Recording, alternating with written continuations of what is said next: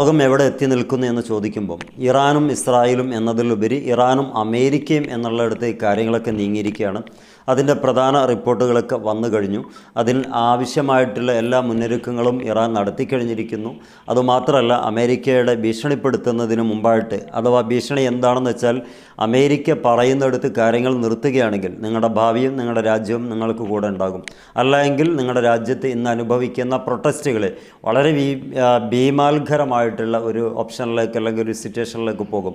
അത് നിങ്ങൾ ശ്രദ്ധിക്കേണ്ടതാണ്. മാത്രമല്ല, ഈ പ്രൊട്ടസ്റ്റുകളെ നിങ്ങൾ അടിച്ചമർത്താൻ വേണ്ടി ശ്രമിക്കുകയാണെങ്കിൽ അതിന് തക്കതായ പ്രതിഫലം നിങ്ങൾക്ക് അനുഭവിക്കേണ്ടി വരികയും ചെയ്യുമെന്ന് ഡൊണാൾഡ് ട്രംപ് വലിയ ഭീഷണി പ്രഖ്യാപനം നടത്തിയപ്പം അതിന് തിരിച്ചൊരു പ്രഖ്യാപനം കൂടി നടത്തിയിരുന്നു. അമേരിക്ക നൽകിയ മുന്നറിയിപ്പിൽ കടുത്ത പ്രതികരണവുമായി ഇറാൻ ശത്രുക്കൾക്ക് ഒരിക്കലും കീഴടങ്ങുന്നില്ല, അതോടൊപ്പം തന്നെ മുട്ടുകുത്തിക്കുമെന്ന് ആയത്തുള്ള ഖാംനയി ഒരു മലയാള റിപ്പോർട്ടാണ് ഇപ്പോൾ വന്നിട്ടുള്ളത്. അതിൽ പ്രധാനമായി പരാമർശിക്കുന്നത് ശത്രുക്കൾക്ക് കീഴടങ്ങിയിട്ട് തൻ്റെ രാജ്യത്ത് താൻ ജീവിക്കില്ല എന്നാണ് പറയുന്നത്. അതിൽ ആവശ്യമായിട്ട് പറയുന്ന കാര്യം, പരമോന്നത നേതാവായിട്ടുള്ള ആയത്തുള്ള ഖാംനയുടെ മറ്റൊരു ഡയലോഗ്, രാജ്യം വികാസം പ്രാപിച്ചിട്ടുള്ളത് ഇങ്ങനെയുള്ള ഉപരോധങ്ങളെ മുമ്പിൽ കണ്ട് തന്നെയാണ്. അതുകൊണ്ട് ഇനിയൊരു ഉപരോധം നിങ്ങൾ ഏർപ്പെടുത്തുകയാണെങ്കിൽ ഏർപ്പെടുത്തിക്കോളൂ. ഞങ്ങൾ ഒരു നിലക്കും ഒരു രാജ്യത്തിനും അടിയറവ് പറയാൻ കഴിയില്ല, ഞങ്ങളുടെ അവസാനത്തോടു കൂടെ അല്ലാതെ. അത്രയും കലുഷിതമായിട്ടുള്ള അന്തരീക്ഷത്തിലൂടെയാണ് ഇറാൻ ഭരണകൂടം പോയിക്കൊണ്ടിരിക്കുന്നത്. ഇറാനാകട്ടെ എല്ലാ അർത്ഥത്തിലും ഉപരോധങ്ങൾക്കിടയിലാണ് കഴിഞ്ഞുകൂടുന്നത്.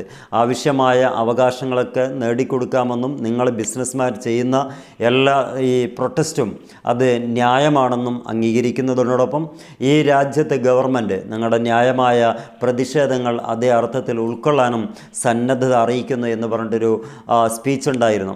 അദ്ദേഹം മറ്റൊരു കാര്യം കൂടി പറഞ്ഞു, ഇതിനിടയിൽ മറ്റാരെങ്കിലും ഏതെങ്കിലും ശക്തി കയറി നിന്നിട്ട് മൂർച്ഛിപ്പിക്കുന്നുണ്ടെങ്കിൽ ഒരുപാട് ആളുകളെ പിടിച്ചതുപോലെ ഇനിയും ഞങ്ങൾ പിടിച്ച് തുറങ്കിലടക്കും. അതിനപ്പുറമോ ഇപ്പുറമോ ചിന്തിക്കാൻ ഞങ്ങൾക്കിപ്പോൾ സാധിക്കില്ല.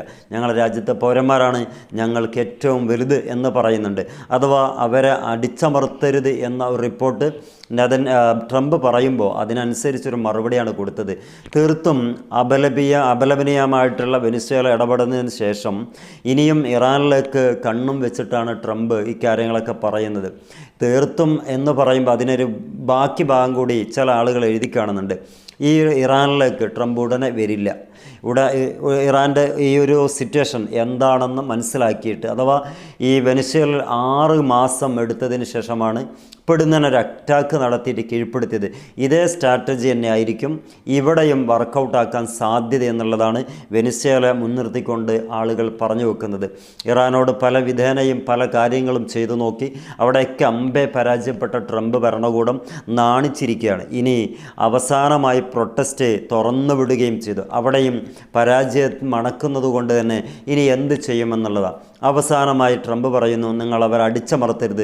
അങ്ങനെ അടിച്ചമർത്തുകയാണ് ഞങ്ങൾ കൂടി ആ കളത്തിലേക്ക് ഇറങ്ങേണ്ടി വരും. അതിന് മറുപടിയായിട്ട് പറയുന്നു, നിങ്ങൾ ആരിറങ്ങിയാലും ഇല്ല, ഞങ്ങൾ ഒരു അക്രമിയുടെ മുമ്പിലും അടിയറവ് പറയുന്ന കാര്യമില്ല, ഞങ്ങൾ അവരെയൊക്കെ മുട്ടുകുത്തിപ്പിക്കും. യഥാർത്ഥത്തിൽ അമേരിക്കയും ഇറാനും ഇസ്രായേലും ഒക്കെയാണ് ചരിത്രത്തിലുള്ളതെങ്കിൽ പോലും ഇറാൻ എവിടെ നിൽക്കണമെന്ന് ഇപ്പോഴും നമുക്ക് ഈ വെനിസ്വേല സംഭവത്തിന് ശേഷം ആശങ്കയാണ്. നമ്മളൊക്കെ വലിയ രൂപത്തിലൊക്കെ പറയാറുണ്ട്, ചൈനയും റഷ്യയും ഉത്തര കൊറിയയും അങ്ങനെ കുറേ രാജ്യങ്ങളുടെ പേര് പറഞ്ഞിട്ട് അവരൊക്കെ ഇറാൻ്റെ കൂടെയാണെന്ന് പറയും. പക്ഷേ ചരിത്രം കുറേയും കൂടി നമ്മളെ നോക്കി പരിഹസിക്കുന്നുണ്ടോ എന്ന് തോന്നിപ്പോവുക. ഇറാഖിൻ്റെ പഠനം അല്ലെങ്കിൽ ഇറാഖിൻ്റെ ചരിത്രം ഒന്ന് പഠിച്ചു നോക്കുമ്പം അവിടെ ഇറാഖിന് സപ്പോർട്ടായിട്ട് നിന്ന ഒരു രാജ്യം ഉണ്ടായിരുന്നു, അത് ഈ റഷ്യയാണ്. ഈ റഷ്യ അവർക്ക് ആവശ്യമായിട്ടുള്ള എല്ലാ ആനുകൂല്യങ്ങളും അല്ലെങ്കിൽ മോട്ടീവായിട്ടുള്ള കാര്യങ്ങളൊക്കെ മോട്ടിവേഷൻ ചെയ്തു കൊടുത്തു. പക്ഷേ അവസാനം അക്രമം ഉണ്ടായപ്പോൾ റഷ്യ മിണ്ടാട്ടമില്ലാതിരിക്കുന്നു. ഏതുപോലെ സെലൻസ്കിയെ നാറ്റോ സഖ്യത്തിൽ കൂട്ടാമെന്ന് പറഞ്ഞിട്ട് ട്രംപും ജോ ബൈഡനും കൂടി, ട്രംപിൻ്റെ മുമ്പെയാണ്, അഥവാ ജോ ബൈഡൻ്റെ സമയത്താണ് ഈ സെലൻസ്കി യുദ്ധം ആരംഭിക്കുന്നത്. ഉക്രൈനിലെ യുദ്ധം ആരംഭിക്കുന്നു. എന്താ അവർക്ക് കൊടുത്ത ഓഫർ? നിങ്ങളെ നാറ്റോ സഖ്യത്തിൽ അംഗമാകാൻ ഞങ്ങൾ തിരഞ്ഞെടുക്കും, പക്ഷേ ഇങ്ങനെ ഏർപ്പാട് കൂടി ചെയ്യണം. പക്ഷേ യുദ്ധം തുടങ്ങിയതിന് ശേഷം ജോ ബൈഡൻ മിണ്ടാട്ടമില്ല. അങ്ങേറ്റം കാല് പിടിച്ചിട്ടൊരു പത്രസമ്മേളനം നടത്തിപ്പിച്ചു. പക്ഷേ അത് സെലൻസ്കിക്ക് അനുകൂലമാകാതെ വരികയും ചെയ്തു. പിന്നെ ജോ ബൈഡൻ ഇറങ്ങി. ട്രംപ് വന്നപ്പോൾ ട്രംപ് ആകെ സെലൻസ്കിനെ തൂക്കിപ്പിടിച്ചിട്ട് പറഞ്ഞു, ഞാൻ പറയുമ്പോൾ കേൾക്കണം, അല്ലെങ്കിൽ ഇവിടെ നിന്ന് നയാ പൈസ കിട്ടില്ല എന്ന് പറഞ്ഞു. സെലൻസ്കി എല്ലാം ആയിക്കോട്ടെ എന്ന് പറഞ്ഞു അവസാനിപ്പിക്കുന്നിടത്ത് കാര്യങ്ങൾ എത്തിയിരിക്കുകയാണ്. ഇതാണ് അമേരിക്ക ഉക്രൈനെ കൊണ്ട് ചെയ്തിട്ടുള്ളത്. അതൊരു അമുസ്ലിം രാജ്യമായിട്ട് പോലും അമേരിക്ക ആ രീതിക്കാണ് ചെയ്തതെങ്കിൽ അതേപോലെ ഇവിടെ വന്ന ഒരു പാഠം പഠിക്കാനുണ്ട്. റഷ്യയും ചൈനയും ഈ മുസ്ലിം രാജ്യത്തിൻ്റെ കൂടെ നിൽക്കുന്നു എന്നൊക്കെ പറയുന്നുണ്ടെങ്കിൽ അത് അമേരിക്കയുടെ യുദ്ധം വന്നപ്പം ഇറാനോട് പറഞ്ഞ വാക്കായിരുന്നു. അവസാനം ചൈന ഒരു പണി കൂടി ചെയ്തിട്ടുണ്ട്. വെനിസ്വേല എന്ന് പറയുന്ന രാജ്യത്തെ ഇന്ന് അവിടുത്തെ ഏറ്റവും പ്രധാനപ്പെട്ട ആളെ പിടിച്ചുകൊണ്ടുപോയി അവിടെ കാവലൊരുക്കിയിരുന്നത് ചൈനൻ മിലിറ്ററി ആയിരുന്നു. അവിടെയൊക്കെ എല്ലാം തുറന്നിട്ട് കൊടുത്തു, സ്റ്റക്കാക്കി എല്ലാം വാരിയെടുത്ത് കൊണ്ടുപോയി. ഈ ചൈന അവരെ സംരക്ഷിക്കുമെന്ന ഒരു ഉറപ്പിൻ്റെ മുകളിലാണ് ഒരു വലിയ കരാറ് ഒപ്പുവെച്ചിട്ടുണ്ടായിരുന്നത്. എന്താ കരാറ്? അവിടെയുള്ള എണ്ണ സമ്പത്തുകളൊക്കെ ചൈന കൂറ്റിയെടുക്കാൻ പറ്റുമായിരുന്നു. പക്ഷേ ഇവരുടെ യുദ്ധം വന്നപ്പോൾ അല്ലെങ്കിൽ ബോംബ് സ്ഫോടനം നടന്നപ്പോൾ ചൈന മിണ്ടാതിരുന്നു. ഇയാളെയും പിടിച്ച് അങ്ങോട്ട് പോയി. ഇതായിരിക്കുമോ ഇറാനും വരിക എന്ന് ആശങ്കപ്പെടുന്നിടത്താണ് കാര്യങ്ങളുള്ളത്. കാരണം നമ്മൾ പലതവണ പറഞ്ഞതാണ്, ഇറാൻ ഒറ്റയ്ക്കല്ല, റഷ്യ കൂടെ ഉണ്ട്, ചൈന കൂടെ ഉണ്ട്, ജപ്പാൻ കൂടെ ഉണ്ട്, അതുപോലെ ഉത്തര കൊറിയ കൂടെ ഉണ്ട്. ഇങ്ങനെ കൂടെ ഉണ്ട് എന്ന് പറയാൻ ഇപ്പോൾ ഓക്കെയാണ്. ഒരപകടം വരുമ്പോൾ ഉറ്റ സുഹൃത്തുക്കൾ ആരാണെന്ന് അപ്പോഴേ അറിയുള്ളൂ. ഇറാഖിന് അത് അനുഭവിച്ചിട്ടുണ്ട്. ലിബിയ ഗദ്ദാഫിക്ക് ഈ പരോക്ഷമായിട്ട് സപ്പോർട്ട് കൊടുത്ത രാജ്യമായിരുന്നു റഷ്യ.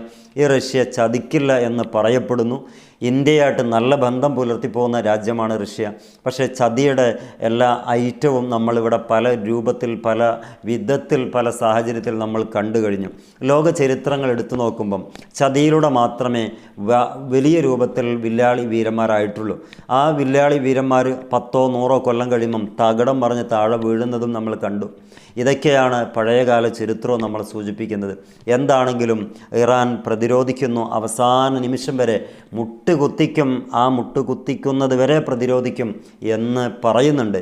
ആ ചങ്കൂറ്റം ഇന്ന് ആ മിഡിൽ ഈസ്റ്റുള്ള അല്ലെങ്കിൽ പേർഷ്യൻ വിഭാഗത്തിൽപ്പെട്ട ഇവർക്ക് സാധിക്കുന്നു, മറ്റുള്ള ആളുകൾക്ക് സാധിക്കുന്നില്ല. പിന്നെ ഗൾഫ് തകരുമ്പം നമ്മളേറെ വേദനിക്കേണ്ടി വരും. ഗൾഫ് കൺട്രി തകർന്നാൽ ശരിക്കും മലയാളി തകർന്നു എന്ന് പറയേണ്ടി വരും. എല്ലാ പ്രയാസങ്ങളും നമ്മൾ അനുഭവിക്കേണ്ടി വരികയും ചെയ്യും. അത്തരം പ്രയാസങ്ങളിൽ നിന്നൊക്കെ രക്ഷപ്പെടാൻ നമുക്കൊക്കെ ആകട്ടെ എന്ന് പ്രത്യാശിക്കുന്നു. ലോകം ഇരുണ്ട ഒരു യുഗത്തേക്ക് നടന്നെടുക്കുകയാണ്. ചരിത്രം വായിച്ചാൽ നമുക്കൊക്കെ ബോധ്യമാകും.